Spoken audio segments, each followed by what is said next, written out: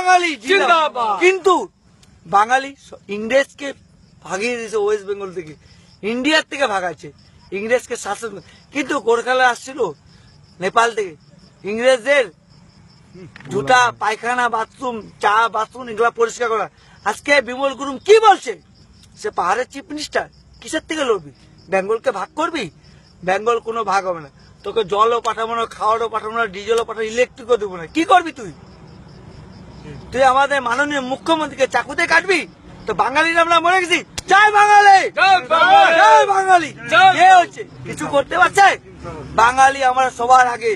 আমাদের ভারতবর্ষে এটা মনে রাখবেন, বর্তমানে রাষ্ট্রপতি আছে আমাদের প্রণব মুখার্জি, বাঙালি। জিন্দাবাদ। ইন্ডিয়ার সব থেকে প্রণব মুখার্জি রাষ্ট্রপতি।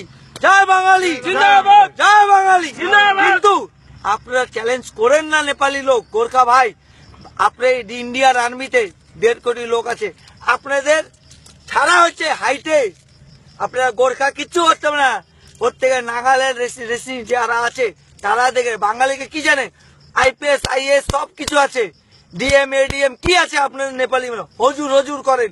হজুর কি আছে? আপনারা রামগিরি করতে, নেপাল থেকে আসছে ইংরেজের রামগিরি করতে। আপনাদের গোর্খাল্যান্ড লাগে? তো বাঙালি লোক নাই, সব বাঙালি এক হোক, সব বাঙালি এক হোক। আপনি আমাদের মাননীয় মুখ্যমন্ত্রীকে আরে চাকু কাটবেন?